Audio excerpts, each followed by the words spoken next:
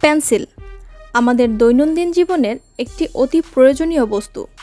ছবি আঁকা থেকে ছবি রং করা বা বাচ্চাদের হাতের লেখা শেখাতে এর জুড়ি নেই। আজকে আমরা জানব কিভাবে ফ্যাক্টরিতে পেন্সিল তৈরি করা হয়ে থাকে। পেন্সিল তৈরি করার জন্য প্রথমে এর শীষগুলো তৈরি করতে হয়, আর এর জন্য প্রয়োজন হয় গ্রাফাইট এবং এক ধরনের বিশেষ কাদামাটি, যেগুলোকে ভালোভাবে মিশিয়ে পানির সাহায্যে মেশিনের মাধ্যমে এর শীষ তৈরি করা হয়ে থাকে।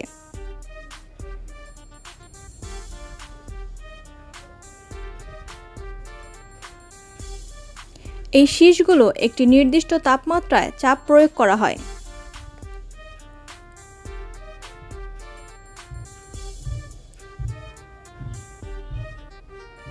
এরপর শীষগুলোকে একত্র করে শুকানোর জন্য রাখা হয়।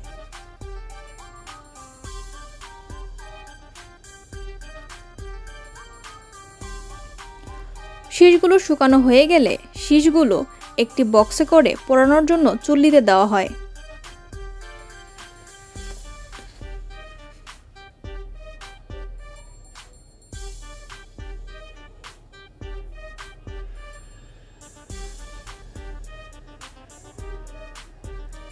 রং পেন্সিল তৈরি করার জন্য নির্দিষ্ট মাপের রং মেপে নিয়ে এগুলোকে ভালোভাবে মেশানো হয়।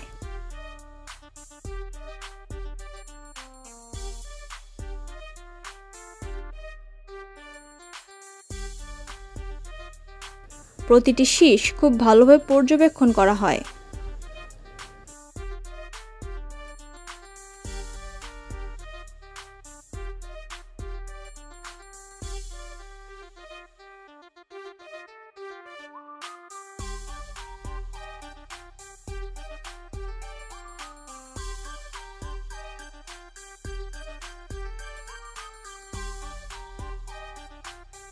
শীষগুলোকে কাঠের খাঁজে ঢুকানোর জন্য মেশিনে প্রদান করা হয় এবং শীষগুলোকে কাঠের খাঁজে প্রবেশ করানো হয়। এই সময় বিশেষ এক প্রকার গ্লু বা আঠা ব্যবহার করা হয়। এই আঠাগুলোকে ভালোভাবে জোড়া লাগানোর জন্য আরেকটা কাঠের খাঁচের মধ্যে একে চাপ দেওয়া হয়। এই প্রক্রিয়াটি অনেকটা স্যান্ডউইচের মতো। এরপর বিশালাকার একটা চাকার মধ্যে এটিকে শুকানো হয়। শুকানোর পর একটি একটি করে পেন্সিল মেশিনের মাধ্যমে বের করে আনা হয়। তৃতীয় পর্যায়ে পেন্সিলের গায়ে রং করা হয় এবং স্ট্যাম্পিং এর জন্য কাজ করা হয়।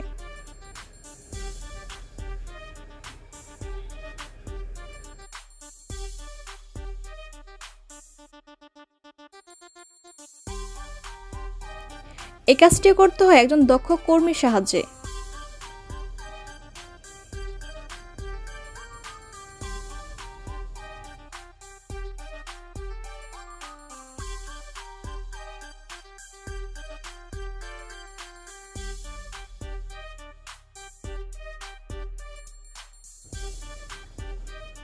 আর এভাবে প্রতিটি পেন্সিল রং করা হয়ে থাকে। কোম্পানির লোগো বসানোর জন্য একটি বিশেষ পদার্থের মধ্যে একে ডুবানো হয়। এরপর রাখা হয় ড্রাইং রুমে, যেখানে পেন্সিলগুলো লাস্ট পর্যায়ে শুকানো হয়। এরপর সবশেষে এর ফিনিশিং।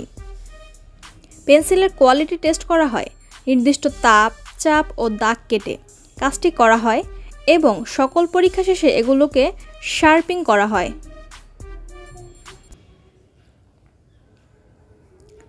এরপরই প্রতিটি পেন্সিলকে প্যাকেজিং করা হয়।